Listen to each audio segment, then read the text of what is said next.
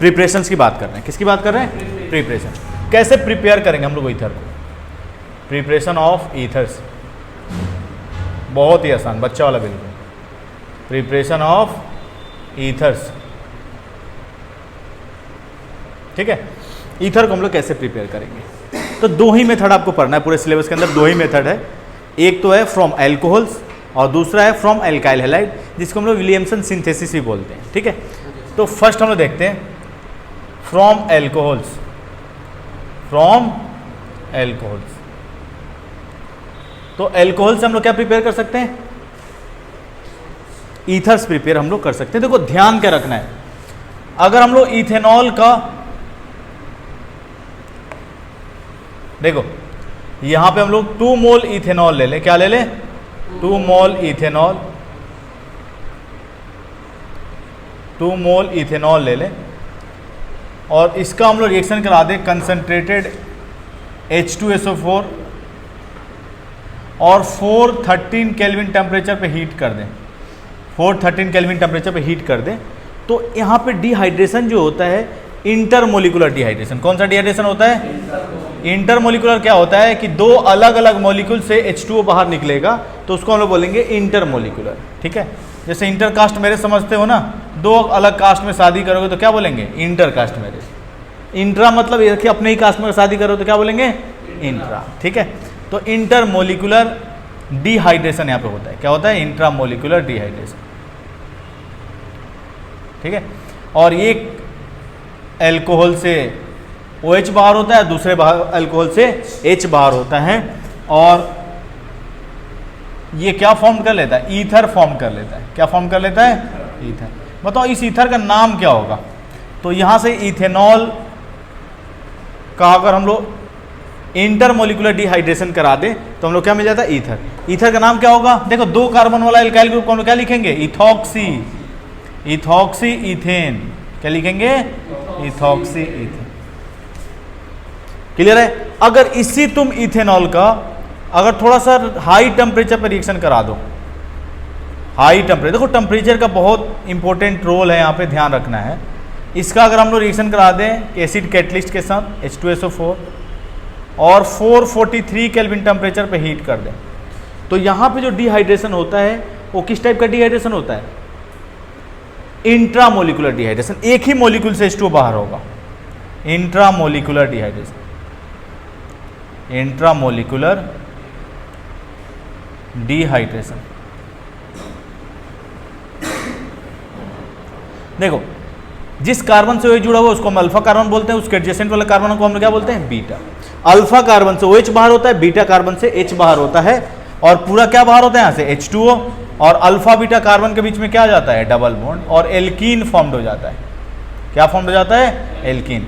तो तुम लोग ध्यान रखोगे, तुम लोग ध्यान क्या रखोगे कि 443 केल्विन टेम्परेचर पे अगर तुम लोग डिहाइड्रेशन कराओगे तो एल्कीन मिलने लगेगा। तो आपको किस टेम्परेचर पे डिहाइड्रेशन कराना है?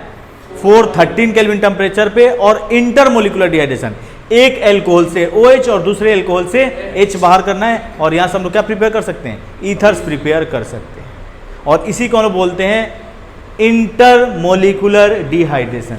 तो फ्रॉम एल्कोहल से हम लोग कैसे ईथर प्रिपेयर कर सकते हैं? By the intermolecular dehydration, by the intermolecular dehydration. Clear है? कोई डाउट है? इसका मैकेनिज्म भी आपके सिलेबस में, तो उसे हम लोग देख लेते हैं। By the intermolecular dehydration, note कर लो जल्दी से फास्ट, ठीक है। तो क्या किया था हमने? इथेनॉल से इंटरमोलिकुलर डिहाइड्रेशन हमने कराया 413 केल्विन टेम्परेचर पे, तो हम लोग क्या मिल गया? ईथर। तो इथेनॉल से हमने क्या प्रिपेयर कर लिया था? इथेनॉल से हमने प्रिपेयर क्या कर लिया था? Ethoxy ethane, ethoxy ethane. तो जब भी आप किसी अल्कोहल का इंटरमोलिकुलर डिहाइड्रेशन करा देंगे 413 केल्विन टेम्परेचर पे, देखो यहाँ पे अल्कोहल अगर चेंज करें तो थोड़ा सा टेम्परेचर में चेंज हो सकता है। ये इथेनॉल के लिए 413 केल्विन टेम्परेचर है, दूसरा अल्कोहल लेंगे तो थोड़ा सा टेम्परेचर में चेंजेस आ सकता है, लेकिन बहुत ज़्यादा चेंजेस नहीं आ सकता है, ठीक है। देखो इसका मैकेनिज्म थोड़ा सा देख लो, सिलेबस के अंदर है, तो इसे हम लोग देख लेते हैं। देखो होता क्या, फर्स्ट स्टेप में, स्टेप फर्स्ट में प्रोटोनेशन होता है। ये इथेनॉल जो है CH3CH2OH, ये प्रोटोनेट हो जाता है। प्रोटोनेशन होता है H प्लस का जोड़ना। प्रोटोनेशन क्या होता है? H प्लस का जोड़ना। ये लोन पेयर डोनेट करता है OH, और H प्लस आया कहाँ से? H2SO4 से। आपको पता है कि एसिड है H2SO4 और आसानी से क्या रिलीज कर देता है? H plus. तो H प्लस वहाँ से आया और ये प्रोटोनेटेड एल्कोहल बना लेता है। क्या बना लेता है? Protonated alcohol. Protonated alcohol, alcohol पे H प्लस जुड़ गया तो उसको हम लोग क्या बोलेंगे? Protonated alcohol. तो स्टेप फर्स्ट में क्या होता है? एल्कोहल का प्रोटोनेशन होता है, यानी प्रोटोनेशन मतलब H प्लस जुड़ता है और प्रोटोनेटेड एल्कोहल बना लेता है। स्टेप टू में क्या होता है? न्यूक्लियोफिलिक सब्स्टिट्यूशन होता है। क्या होता है? न्यूक्लियोफिलिक। जो सेकेंड एल्कोहल है CH3CH2OH, अब इसका सब्स्टिट्यूशन होता है प्रोटोनेटेड एल्कोहल्स के ऊपर। किस पे? प्रोटोनेटेड एल्कोहल्स के ऊपर। अब ये बॉन्डेड इलेक्ट्रॉन को लेके बाहर होता है। कार्बन पे कौन सा चार्ज आएगा बताओ? पॉजिटिव। अब ये न्यूक्लियोफाइल की तरह काम करता है एल्कोहल, और लोन पे डोनेट करके इस कार्बन के साथ जाके क्या हो जाता है? जुड़ जाता है, और यहां से H2O क्या हो जाता है? बाहर। यहां से H2 हो जाता है बाहर। अब बताओ ये CH3CH2 के साथ कौन जुड़ गया? ऑक्सीजन लोन पे डोनेट कर रहा है तो ऑक्सीजन पे कौन सा चार्ज आ जाएगा? Positive charge. और हाइड्रोजन इस पे है तो है रहेगा IgT, और CH2CH3 तो है ही। कोई डाउट है? ये पूरा ग्रुप लोन पे डोनेट करके इस CH2CH3 के साथ जुड़ गया। अब लास्ट स्टेप में होता है क्या है? डी प्रोटोनेशन, यानी कि H प्लस का निकलना। कैटलिस्ट का काम क्या होता है? देखो होता क्या है भाई, कोई दोस्त किसी को कुछ बोल देता है ना, तो उसको दोस्त को उतना बुरा नहीं लगता है, लेकिन बगल वाला पीयूष बोलेगा अरे सेवक तुम यार कैसे उसकी इतनी बड़ी बात सुन के रह गए, मैं होता ना फाड़ देता उसको। तो वो कैटलिस्ट के तरह, अब वो नहीं भी सेवा को लड़ाई करने का मन रहेगा ना तो जाके लड़ेगा जरूर। तो उसी तरह से कैटलिस्ट का काम क्या होता है? रिएक्शन को कराना और लास्ट में एज इट इज फॉर्म में क्या हो जाना? बाहर। तो देखो जो लड़ाई करवाने वाला होता है ना उसको कुछ नहीं लगता है, वो तो अपना लड़ाई करेगा साइड हो जाएगा, और जो पिटेंगे वो आपस वाले दोनों। तो कैटलिस्ट का भी काम क्या है? रिएक्शन को कराया, एज इट इज फॉर्म में H प्लस के फॉर्म में क्या हो जाएगा? बाहर हो जाएगा। तो लास्ट स्टेप में हो जाता है डी प्रोटोनेशन, H प्लस का बाहर निकलना। H प्लस का बाहर निकलना, CH2CH3। अब देखो ये बॉन्डेड इलेक्ट्रॉन को छोड़ के बाहर होता है, तो ऑक्सीजन इलेक्ट्रॉन गेन करेगा तो इसका पॉजिटिव चार्ज क्या हो जाएगा? कैंसिल। और हाइड्रोजन पे कौन सा चार्ज आएगा? Plus charge. और ये H प्लस के फॉर्म में यहां से क्या हो जाएगा? बाहर। और हम लोग क्या मिल गया? ईथर मिल गया। क्या मिल गया? ईथर। तो ये मैकेनिज्म होता है। और यहां पे कौन सा मैकेनिज्म फॉलो होता है? SN2। क्लियर है ना? तो फर्स्ट स्टेप में क्या हुआ? प्रोटोनेशन हुआ एल्कोहल का, प्रोटोनेटेड एल्कोहल बना दिया। दूसरे स्टेप में न्यूक्लियोफिलिक सब्स्टिट्यूशन होता है, और बैक साइड से जाके एल्कोहल जो है न्यूक्लियोफाइल की तरह अटैक करता है, और यहाँ से H2O का क्या हो जाता है? लिविंग ग्रुप के फॉर्म में H2O का रिमूवल हो जाता है, और लास्ट स्टेप में डीप्रोटोनेशन। तो ये पूरा मैकेनिज्म है किसका? Preparation of ether from alcohols intermolecular dehydration का। नोट करो जल्दी से फास्ट। बोर्ड एग्जाम में, जेई के एग्जाम में हर जगह क्वेश्चन यहाँ से आते हैं, जिसका नाम है विलियमसन सिंथेसिस। विलियमसन सिंथेसिस बहुत आसान और बहुत ही इंपॉर्टेंट रिएक्शन है, बिल्कुल बच्चा वाला है। क्लियर है? तो विलियमसन सिंथेसिस में होता क्या है? किसी भी एल्काइल हैलाइड का हम लोग रिएक्शन करा दें, किसी भी एल्काइल हैलाइड का हम लोग रिएक्शन करा दें एल्कोक्साइड या फिनोक्साइड के साथ। किसके साथ? सोडियम एल्कोक्साइड या सोडियम फिनोक्साइड। ठीक है? देखो यहाँ पे अगर किसी एल्काइल ग्रुप के साथ अगर O माइनस जुड़ा हुआ है, RO माइनस, इसको हम लोग बोलते हैं एल्कोक्साइड। क्या बोलते हैं? एल्कोक्साइड। और अगर फिनाइल ग्रुप के साथ O माइनस जुड़ा हुआ है, बेंजीन के ऊपर O माइनस है, तो इसको हम लोग बोलते हैं फिनोक्साइड। क्या बोलेंगे? फिनोक्साइड। और सोडियम लग गया तो सोडियम एल्कोक्साइड या सोडियम फिनोक्साइड? सोडियम एल्कोक्साइड या सोडियम एल्कोक्साइड या फिनोक्साइड? एल्कोक्साइड या फिनोक्साइड? फिनोक्साइड। ठीक है? अगर ARO माइनस होगा और Na प्लस होगा तो उसको हम बोलेंगे सोडियम फिनोक्साइड। RO माइनस और Na प्लस होगा तो क्या बोलेंगे? Sodium alkoxide. कोई डाउट नहीं है ना सेवक? देखो जितने भी निगेटिवली चार्ज स्पीसीज होते हैं वो किसकी तरह बिहेव करते हैं, न्यूक्लियोफाइल की तरह। तो आरओ माइनस ए आरओ माइनस किसकी तरह बिहेव करेगा, न्यूक्लियोफाइल की तरह। और यहाँ पे SN2 मैकेनिज्म फॉलो होता है। कौन सा मैकेनिज्म, SN2। अब जैसे ही किसी एल्काइल हैलाइड के सामने न्यूक्लियोफाइल आएगा, निगेटिवली चार्ज स्पीसीज आएगा, तुरंत यहाँ से हैलोजन क्या होता है, बाहर। और ये आरओ माइनस या आरओ माइनस या ARO माइनस आके क्या हो जाएगा, R के साथ सब्सटीट्यूट हो जाएगा। तो R के साथ आपका कौन आके सब्सटीट्यूट हो गया, RO माइनस या ARO माइनस। तो यहां से हम लोग को ईथर मिल गया। क्या मिल गया, ईथर। और Na के साथ कौन कंबाइंड हो गया, Na के साथ कौन कंबाइंड हो गया, X। क्लियर है। अब जैसे एग्जांपल लेते हैं। अब देखो, तो ये आपका विलियमसन सिंथेसिस हो गया। इसके कुछ कैरेक्टरिस्टिक्स भी हैं कि करके हम लोग देखेंगे। जैसे एक एग्जांपल ले लेते हैं। अब सहवाग जो है बहुत परेशान है, भाई क्या हो गया, ये क्या ऐसा तूफान आ गया। तूफान नहीं आया, विलियमसन सिंथेसिस आया है। ठीक है, आसान है। ये आपका है मिथाइल ब्रोमाइड। क्या है, मिथाइल ब्रोमाइड। एल्काइल हैलाइड ही तो है, मिथाइल ब्रोमाइड। X के जगह Br ले लिया, R के जगह CH3 ले लिया। X क्या हो सकता है, Cl, Br या I, कोई हेलोजन हो सकता है। Methyl bromide. अब इसका हमने रिएक्शन करा दिया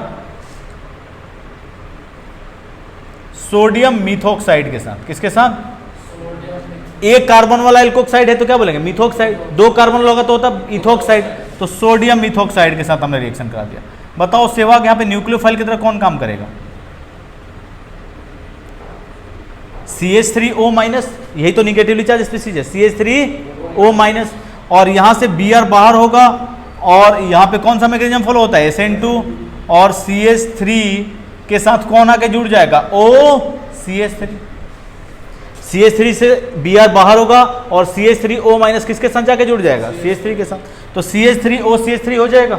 और प्लस Na के साथ कौन बाहर हो जाएगा, Br, NaBr। और यहाँ से हम लोग क्या मिल जाएगा, मिथॉक्सी मीथेन। ईथर मिल गया, मिथॉक्सी मीथेन। कोई डाउट है। अब इन विलियमसन सिंथेसिस रिएक्शन का कुछ कैरेक्टरिस्टिक्स है जिसे हम लोग को डिस्कस करने हैं। तो पहले इसे नोट करो, फिर इसकी कैरेक्टरिस्टिक्स हम लोग देखते हैं। अब देखो इसकी कैरेक्टरिस्टिक्स हम लोग देखते हैं। तो रिएक्शन तो तुम लोग पढ़ लेते हो, लेकिन इसकी कैरेक्टरिस्टिक्स पढ़ते नहीं हो। जब क्वेश्चन अच्छे क्वेश्चन आते हैं एग्जाम में तो नहीं कर पाते हो तुम लोग, तो आसानी से कर सकते हो। कैरेक्टरिस्टिक्स पहला देखो, फर्स्ट कैरेक्टरिस्टिक्स, अगर हम लोग एल्काइल हैलाइड ले लें, क्या ले लें, एल्काइल हैलाइड, और इसका हम लोग रिएक्शन करा दे, इसका हम लोग रिएक्शन करा दे सोडियम फिनोक्साइड के साथ। किसके साथ, सोडियम फिनोक्साइड के साथ। तो आसानी से यहां से Br बाहर होगा।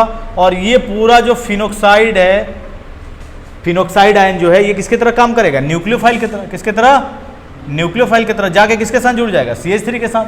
और यहां से हम लोग को फिनोलिक ईथर मिल जाएगा। क्या मिल जाएगा, फिनोलिक ईथर मिल जाएगा, एरोमेटिक ईथर मिल जाएगा। इसका नेमिंग हम लोग क्या करेंगे, मिथॉक्सी बेंजीन। क्या लिखेंगे, मिथॉक्सी बेंजीन। तो ये तो रिएक्शन आसानी से होता है। और Na के साथ कौन बाहर हो जाएगा, Br। लेकिन तुम्हारा दिमाग में एक कीड़ा है, ये बेंजीन रिंग अगर सोडियम के साथ सोडियम फिनोक्साइड अगर होगा तब तो ये रिएक्शन होगा, इसमें कोई प्रॉब्लम नहीं है।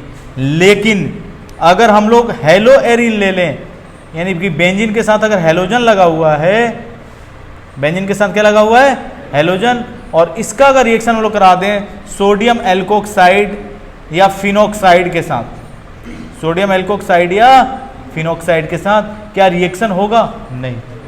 हेलो एरिन जो है न्यूक्लियोफिलिक सब्स्टिट्यूशन नहीं देता है, ध्यान रखोगे। हेलो एरिन जो है न्यूक्लियोफिलिक सब्स्टिट्यूशन नहीं देता है। तो ये दिमाग में जो कीड़ा है ना, इसको निकाल देना तुम लोग। अगर सोडियम फिनोक्साइड होगा तब तो रिएक्शन देगा, लेकिन अगर हेलो एरिन होगा तो रिएक्शन नहीं देगा। तो ये बेंजीन के साथ हेलोजन जुड़ा हुआ है या ONA जुड़ा हुआ है, ये तुम लोग को ध्यान रखना है। क्योंकि तुम लोग बेंजीन देखते हो, ये नहीं देखते हो कि बेंजीन के साथ क्या एसोसिएटेड है। क्लियर है। तो थर्ड देखो, थर्ड अगर हम लोग कैरेक्टरिस्टिक्स की बात करें तो अगर 3 डिग्री एल्काइल हैलाइड होगा, क्या होगा, 3 डिग्री एल्काइल हैलाइड होगा। देखो 1 डिग्री या 2 डिग्री होगा, ये 1 डिग्री या 2 डिग्री होगा तो कोई फर्क नहीं पड़ता, आसानी से विलियमसन सिंथेसिस हो जाएगा। यहाँ पे क्या हो जाएगा, SN2 मैकेनिज्म, विलियमसन सिंथेसिस यहाँ से आसानी से हो जाएगा, कोई प्रॉब्लम नहीं है। लेकिन अगर 3 डिग्री एल्काइल हैलाइड लोगे अगर 3 डिग्री एल्काइल ऐड लोगे और इसका रिएक्शन करा दोगे सोडियम एल्कोक्साइड या फिनोक्साइड के साथ, मान लो CH3O- और Na+ के साथ, यहाँ पे CH2 CH3 भी हो सकते हैं, कोई भी, यहाँ पे R ले लो, कोई भी एल्कोक्साइड तुम लोग ले सकते हो, ठीक है, जनरलाइज फॉर्म ले लेते हैं RO- Na+। अब इसका अगर हम लोग रिएक्शन कराएं तो यहाँ पे ध्यान रखना है, यहाँ पे सब्सटीट्यूशन नहीं होके, यहाँ सब्सटीट्यूशन नहीं होके क्या होने लगता है, एलिमिनेशन होने लगता है। क्या होने लगता है, एलिमिनेशन, ध्यान रखना है। और यहाँ पे बीटा एलिमिनेशन होता है। कौन सा elimination, beta elimination. Beta elimination कैसे होता है, तो जिस कार्बन से हेलोजन जुड़ा उसे हम लोग बोलते हैं अल्फा कार्बन, उसके एडजेसेंट वाला को beta beta beta. Alpha carbon से हेलोजन बाहर होता है और किसी भी, तीनों बीटा कार्बन क्या है, सिमेट्रिकल है, कहीं से भी हाइड्रोजन बाहर कर लो, और बीटा कार्बन से हाइड्रोजन बाहर होता है और अल्फा बीटा कार्बन के बीच में क्या आ जाता है, डबल बॉन्ड। तो यहां से हम लोग हाइड्रोजन बाहर कर लेते हैं, तो एक हाइड्रोजन बाहर कर लोगे CH3 से, तो क्या बचेगा CH2 और डबल बॉन्ड, और इस कार्बन से क्या जुड़ेगा CH3 क्योंकि Br तो बाहर हो चुका है, और HBr यहां से क्या हो जाएगा बाहर, और यहां से हम लोग को एल्कीन मिल जाता है। ठीक है, तो इंपॉर्टेंट चीज विलियमसन सिंथेसिस में ध्यान कर रखना है कि हेलो एरिन जो है वो विलियमसन सिंथेसिस रिएक्शन नहीं देता है।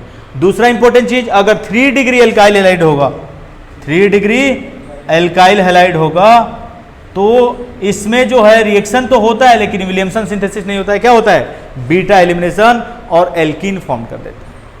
क्लियर है, तो ये दोनों कैरेक्टरिस्टिक्स आपको ध्यान रखना है। और जब भी आपको फिनोलिक ईथर फॉर्म करना है तो एल्काइल हैलाइड का हम लोग रिएक्शन करा देंगे किसके साथ, सोडियम फिनोक्साइड के साथ, तो हम लोग आसानी से फिनोलिक ईथर फॉर्म कर सकते हैं। क्लियर है ना, नोट कर लो। बाकी हम लोग नेक्स्ट क्लास में डिस्कस करेंगे, इंपॉर्टेंट और भी रिएक्शंस है जैसे हम करेंगे। ठीक है।